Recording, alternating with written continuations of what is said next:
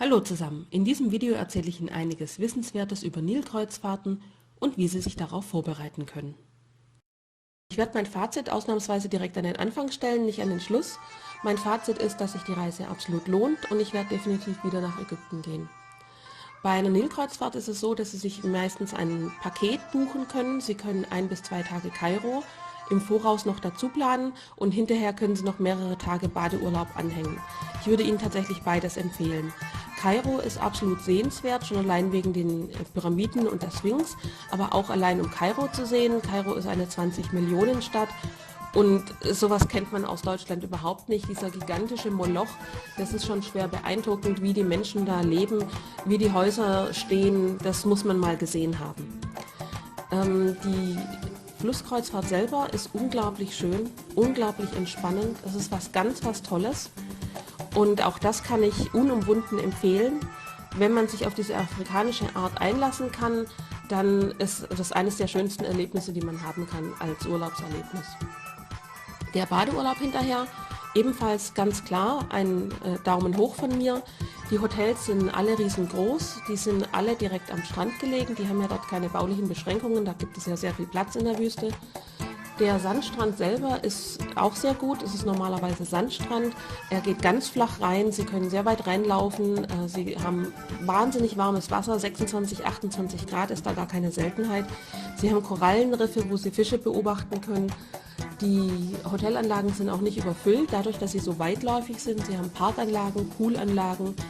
Beim Strand hat es üblicherweise eine Liege für jeden Kunden. Das heißt, Sie müssen sich nicht mit anderen Hotelgästen um die Liegen prügeln, sondern zum Beispiel mein Hotel hatte 1000 Zimmer, aber 2000 Liegestühle am Strand. Also es war überhaupt kein Problem, da einen Platz für sich zu finden. Ich war auch im Mai dort. Das heißt, ich hatte den Strandabschnitt sowieso für mich komplett alleine, weil da sonst niemand war. Die meisten Leute waren am Pool. Aber wieso sollte ich an den Pool gehen, wenn ich ein Meer vor mir habe?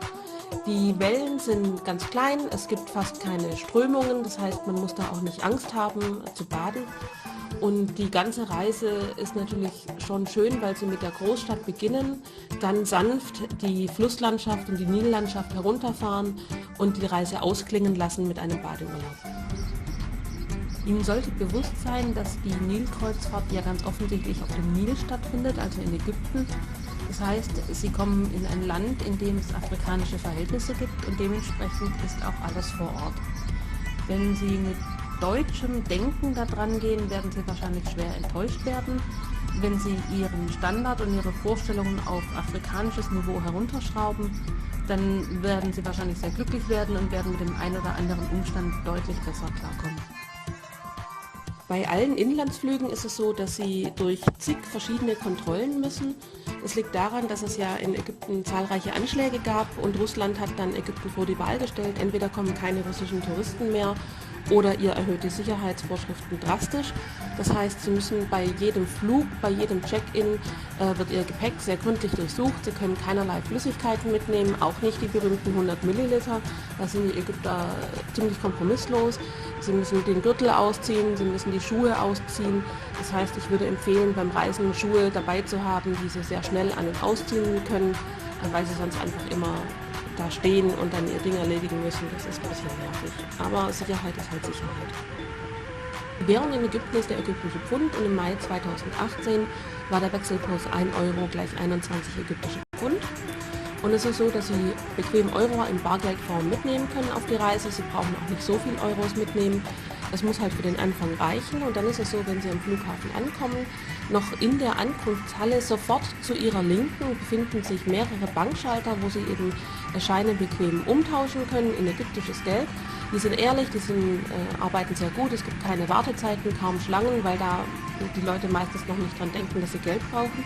Und die Banken verkaufen Ihnen für 25 Euro auch das Einreisevisa. Die Gesellschaften Niltours oder Phoenix-Reisen, die Leute, die Sie da am Flughafen abholen, verkaufen Ihnen ebenfalls Visa. Allerdings für 35 Euro. Das ist Abzocke, da brauchen Sie sich gar nicht drauf einlassen. Holen Sie sich Ihr Visa einfach selber. Sie brauchen auf Ihrer Ägyptenreise gar nicht so viel Bargeld mitnehmen. Das wird Ihnen möglicherweise eh nur geklaut.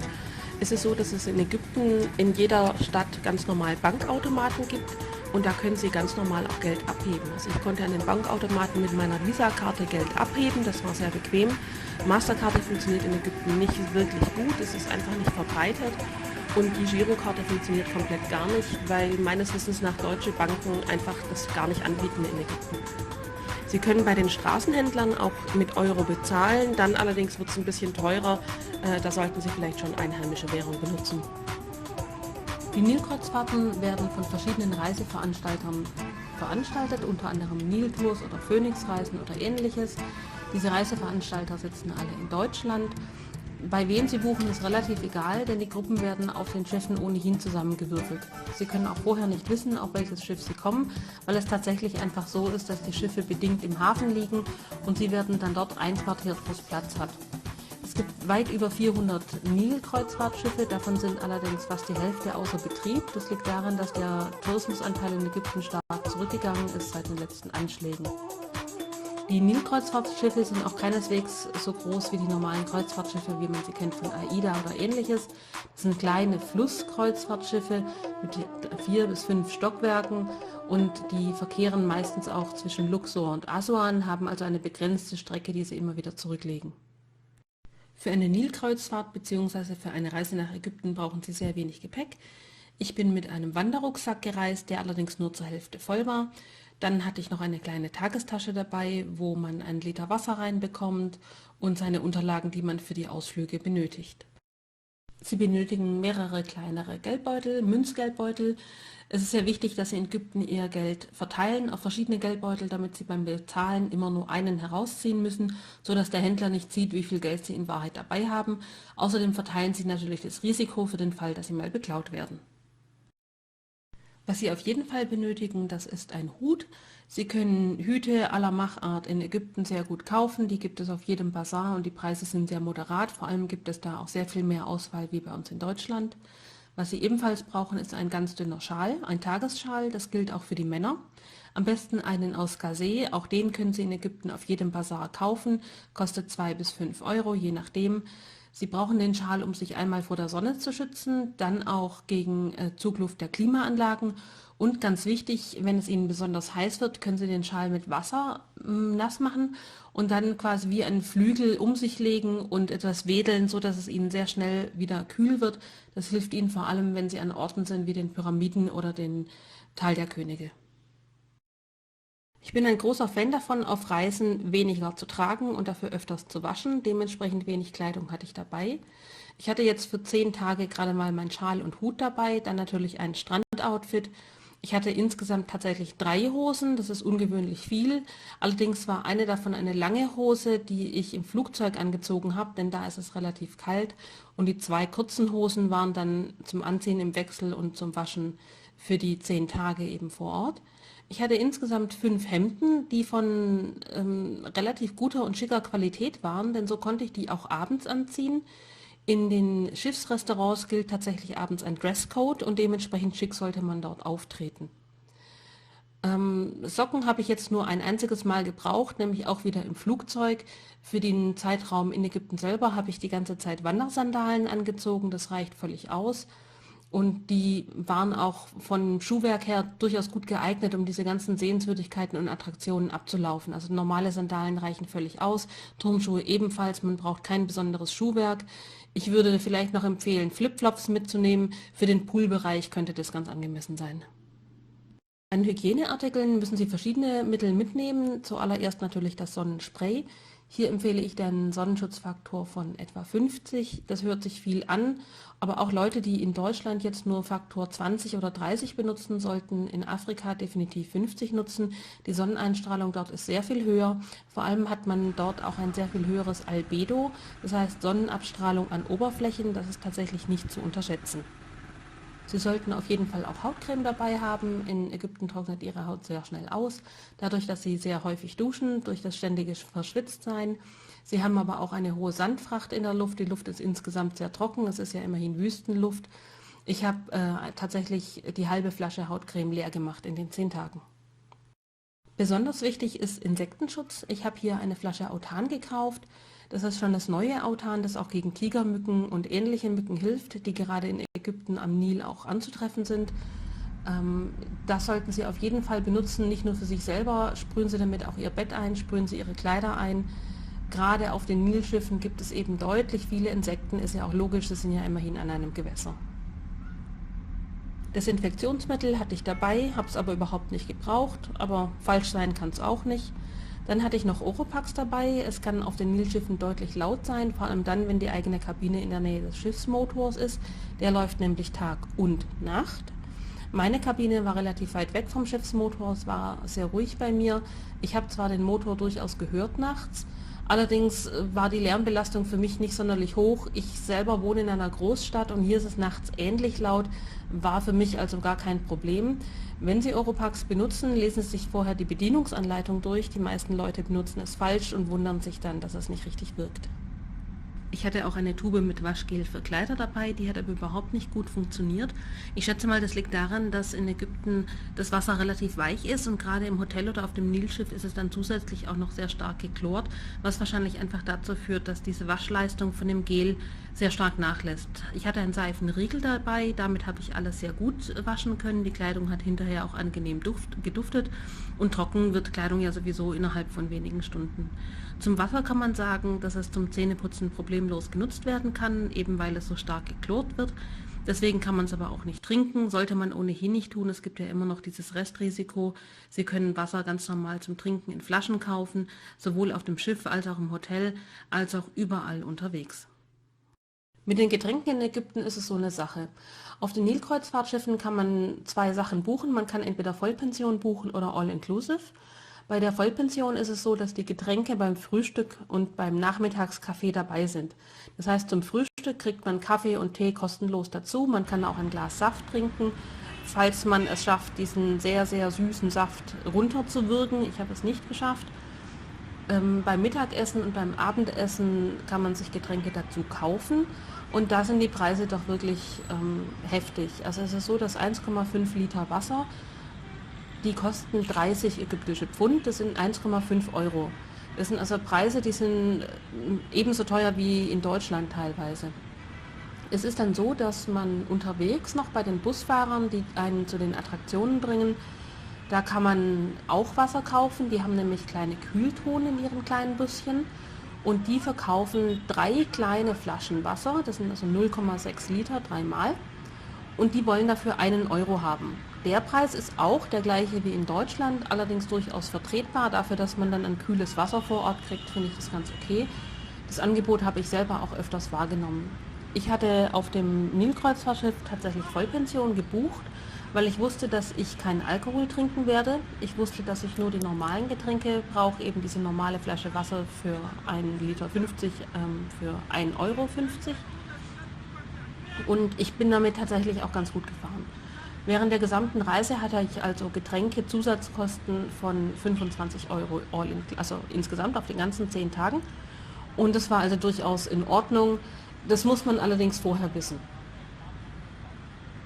Der Zimmerservice auf den Nilkreuzfahrtschiffen kommt täglich vorbei, genauso wie im Hotel auch.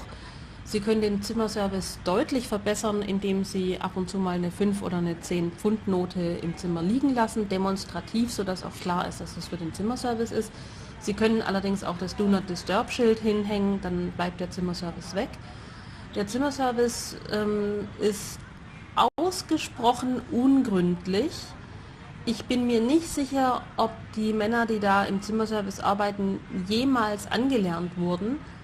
Und wie das halt leider oft so ist bei Männern in diesen Breitengraden, die haben einfach keine Ahnung, wie man putzt. Also wenn man deutsches Putzen und die deutsche Kehrwoche und die deutsche Hausfrau gewöhnt ist, dann trifft einen auf so einem ägyptischen Schiff vermutlich der Schlag. Wenn man mal was extra will, dann kann man das durch 2 Wege erreichen. Weg Nummer 1, gründlich und effizient und sehr schnell, Backschisch. Das heißt, man gibt irgendeinem ein bisschen Geld und dann läuft die Sache. Möglichkeit Nummer 2, man ist wirklich einfach nur freundlich und höflich. Ich persönlich habe Weg Nummer 2 gewählt, das heißt, ich war zu jedem sehr, sehr höflich, hatte immer ein Lächeln auf dem Gesicht, war immer freundlich, war immer gut gelaunt und man muss einfach sagen, so wie es im Wald reinschallt, so schallt es auch heraus und dementsprechend waren auch alle freundlich zu mir und ich habe sehr viele Sachen gekriegt, ohne dass ich was dafür zahlen musste, einfach weil die Leute Spaß daran hatten, mir eine Freude zu bereiten. Dass die Ägypter generell, was Sauberkeit angeht, etwas Gedanken verloren sind, kann man auch sehr gut in der Kantine bemerken. In der Schiffskantine war es tatsächlich so, dass beim Essen schon eingedeckt wurde für die nächste Mahlzeit und da konnte man eben sehr gut beobachten, dass die Kellner, die das neue Besteck hingelegt haben, das Besteck vorne an der Spitze angefasst haben. Das heißt, sie haben zum Beispiel die Gabel an den Zinken angefasst beim Hinlegen. Hygienisch überhaupt nicht einwandfrei. Von denen kommt aber keiner auf die Idee, dass es möglicherweise nicht okay ist, das so zu handhaben. Auch bei Obst und Gemüse habe ich mich zurückgehalten. Man weiß nicht, mit welchem Wasser die das waschen. Das Risiko war mir zu groß. Allerdings habe ich in rauen Mengen tatsächlich Melone gegessen. Das ist ja auch in Ordnung. Das ist eine Frucht, die in der eigenen Schale wächst und produziert wird. Genauso kann man auch Bananen essen. Jede Frucht, die sich von selber schützt, kann man also eigentlich bedenkenlos essen, wenn man eben die Schalen vorher abschneidet. Die Speisen selber sind jedoch sehr gut durchgekocht, da kann man alles essen, was warm ist, überhaupt gar kein Problem. Auch das gedämpfte Gemüse ist sehr gut, das Fleisch ist sowieso einwandfrei, kann man problemlos essen. Beim Fisch war ich allerdings sehr vorsichtig. Immer wenn es Fisch gab, habe ich ein kleines Stückchen probiert. Dann habe ich immer festgestellt, ob das Seefisch oder Flussfisch ist, also aus dem Nil. Und üblicherweise war es tatsächlich Flussfisch, also man schmeckt ja den Unterschied. Und der Fisch war leider auch auf den Punkt gekocht. In Deutschland ist es hervorragend, wenn man den Fisch so kocht. In Ägypten ist es unglücklich, da möchte ich, dass der Fisch durch ist. Dementsprechend habe ich mich vom Fisch auch ferngehalten, was sehr, sehr, sehr schade ist. Aber tatsächlich, andere Leute hat es erwischt, die haben Durchfall gekriegt, ich habe keinen Durchfall gekriegt, von daher war meine Entscheidung offensichtlich klug. Es bietet sich an, jetzt auch ein kurzes Wort über Medikamente zu verlieren. Ich hatte Kopfschmerztabletten dabei, nur für den Fall, und ich hatte auch Tabletten dabei gegen Durchfall. Das hätte ich mir sparen können aus einem ganz einfachen Grund. Die Durchfalltabletten, die man in Deutschland kaufen kann, wenn man sich da mal die Packungsbeilage durchliest, dann wird man feststellen, dass man die nicht überhalb von 30 Grad Celsius lagern soll. In Ägypten hat es aber fast jeden Tag über 30 Grad Celsius. Das heißt, man kann die Tabletten direkt am ersten Tag eigentlich schon nicht mehr vernünftig benutzen, weil man davon ausgehen muss, dass sie zu dem Zeitpunkt bereits direkt kompromittiert sind. Außerdem ist es so, dass in Ägypten gibt es Durchfallmedikamente in absolut jeder Apotheke und die sind dort auch tatsächlich auf die landestypischen Bakterien angepasst. Ich würde mir das also schwer überlegen, ob ich da ein Medikament dagegen tatsächlich mitnehmen möchte. Viel sinnvoller ist es, wenn man Durchfall bekommt, einfach den Reiseleiter anzusprechen, dass der für einen loszieht und die Dinger einfach kurz kauft. Die anderen Gäste und das gesamte Publikum auf dem Nils-Kreuzfahrtschiff sind international gemischt. Auf den 7 Tagen, wo ich jetzt unterwegs war, hatten wir nicht nur eine deutsche Reisegruppe, wir hatten auch Inder, wir hatten Amerikaner, wir hatten Briten, wir hatten Chinesen und wir hatten tatsächlich auch Araber selber. Das heißt, sie können durchaus internationales Publikum haben und das macht den Flair auf diesem Schiff natürlich ganz besonders. Sie fühlen sich sehr international und durch dieses Ambiente und durch dieses Schiffinterieur, das ja ein bisschen altmodisch ist, fühlt man sich dann tatsächlich wie zu Agatha Christie's Zeiten. Die meisten Kreuzfahrtschiffe sind ähnlich aufgebaut. Normalerweise haben sie 4 bis 5 Stockwerke und ein Sonnendeck. In der Mitte der Schiffe befindet sich die Lobby mit der Rezeption und dem Treppenhaus und einem Fahrstuhl in die verschiedenen Stockwerke. Und davon ab gehen sowohl Achtern als auch Stern die einzelnen Gänge für die Passagierkabinen. Im Unterdeck befindet sich üblicherweise die Kombüse und das Restaurant, also die Kantine. Viele Schiffe haben auch noch extra Freizeiträume, zum Beispiel hatte unser Schiff, die Semiramis II, einen Raum, wo man Billard spielen kann. Es gab einen Rauchersalon mit auch ein paar Büchern. Es gab einen großen Barbereich, da war allerdings so gut wie niemals jemand. Die Leute haben es bevorzugt, eben oben zu sitzen auf dem Sonnendeck. Das Sonnendeck ist sehr gut ausgestattet. Dort gibt es einen großen Bereich mit Liegestühlen, die sich in der Sonne befinden. Da kann man sich also sonnen. Dann gibt es einen Pool. Ich habe persönlich kein einziges Schiff gesehen ohne Pool. Das scheint also Standard zu sein. Dann gibt es einen zweiten Bereich mit Liegestühlen und Tischen und Stühlen, wo man eben auch Kaffee trinken kann. Die sind beschattet, also das heißt, die sind überdacht. Dort befindet sich auch eine Bar, wo man Getränke bestellen kann. Direkt unterhalb des Sonnendecks befindet sich das Oberdeck. Dort sind die Kabinen deutlich größer, haben normalerweise sogar 2 Zimmer, also das können ganze Suiten sein. Die sind auch ein bisschen besser ausgestattet. Man hat eben nicht nur ein Schlafzimmer mit einem Doppelbett, sondern auch noch ein Wohnzimmer mit meistens einem Sofa, einer Sitzgelegenheit, einem Tisch und ähnliches. Was die Sauberkeit und die Neuheit der Möbel angeht, ist es allerdings genauso wie bei den ganzen anderen Decks auch. Es kommt einfach darauf an, wie gut ist die Schiffscrew, wie gut achten die auf kleinere Details, wie oft waschen die etwas, wie oft wird etwas ausgetauscht oder repariert. Und wir sind ja bereits in Ägypten und wissen, es wird niemals irgendetwas repariert oder ausgetauscht. Auch nicht in den Oberdecks. Unter den Oberdecks gibt es 1 bis 2 Mitteldecks, dort sind die Kabinen von normaler Größe, das heißt, es ist ein Zimmer mit einem Doppelbett, das man auch auseinander machen kann. Darin sind noch 2 Sessel und ein kleiner Couchtisch sowie eine Sidebar mit TV. Der TV nützt Ihnen überhaupt nichts, Sie bekommen normalerweise keine Programme rein, unter der Fahrt sowieso nicht und wenn Sie im Hafen sind, wenn Sie Glück haben, vielleicht 2 bis 3. Ab und zu ist mal BBC dabei, meistens aber nur TV5 Monde, das heißt, wenn Sie Französisch sprechen, dann bringt Ihnen das was, ansonsten nicht. Sie haben dann noch 2 arabische Sender, mit denen Sie allerdings auch nicht viel anfangen können. Sie haben in Ihrer Kabine noch einen großen Schrank und natürlich das Badezimmer mit Dusche. Bei den Kabinen im Oberdeck und im Mitteldeck lassen sich normalerweise die Fenster aufmachen, es sei denn, Sie haben eine Kabine erwischt, wo das Fenster defekt ist, dann können Sie es nicht aufmachen. Bei den Zimmern im Unterdeck kann man das Fenster definitiv nicht öffnen, das ist fest verbaut. Das ist auch klar, weil das Fenster nur wenige Zentimeter oberhalb der Wasseroberfläche ist. Die Zimmer sind von der Ausstattung her ähnlich wie die vom Mitteldeck. Sie haben vielleicht ein bisschen ein kleineres Zimmer, aber das dürfte sich nicht wirklich großartig auswirken. Sie haben ganz normal auch ein großes Bett da drin, Sie haben ganz normal ein Badezimmer da drin. Und wer Geld sparen möchte, für den könnte das tatsächlich eine Alternative sein, weil sie sich ohnehin nicht sonderlich häufig in ihrer Kabine aufhalten werden. Die meiste Zeit, wenn sie sich auf dem Schiff befinden, werden sie tatsächlich auf dem Sonnendeck sein, eben oben an der frischen Luft, gemeinsam mit den anderen Reisenden und eigentlich gehen sie nur zum Schlafen in ihre Kabine. Auf den Kreuzfahrtschiffen gibt es zur eigenen Sicherheit Schwimmwesten, diese befinden sich im Kleiderschrank, liegen da meistens einfach nur rum. Ich glaube nicht, dass die Dinger jemals benutzt wurden. Ebenfalls im Zimmer befindet sich ein Safe. In fast allen Fällen war der Safe anscheinend defekt. Er war eigentlich nicht wirklich defekt, sondern es haben lediglich die Batterien gefehlt, damit er bedient werden kann. Aber wie gesagt, in Ägypten wird weder was repariert noch instand gesetzt. Demzufolge hat auch niemand jemals diese Batterien ausgetauscht und kein Safe auf keinem Zimmer hat funktioniert. Sie sollten daher Geld und andere Wertgegenstände nicht unbedingt im Zimmer belassen. Ob Sie die jetzt auf den Reisen zu den einzelnen Tempeln mitnehmen wollen, ist die Frage. Ich persönlich würde Ihnen daher davon abraten, überhaupt irgendwelche Wertgegenstände mit nach Ägypten zu nehmen. Ich persönlich hatte auch nicht viel Bargeld dabei, weil ich tatsächlich mir dann den Spaß gegönnt habe und es am Automaten mit meiner Visakarte gezogen habe. Zu den Sehenswürdigkeiten und Tempeln werde ich Ihnen nicht viel erzählen. Sie werden, wenn Sie nach Ägypten reisen, sehr viel vor Ort darüber lernen werden. Es ist so, dass die Reisegesellschaften vor Ort deutschsprachige Reiseleitungen stellen. Das ist meistens jemand, der Ägyptologie studiert hat, das heißt, die Leute wissen wirklich, wovon sie reden.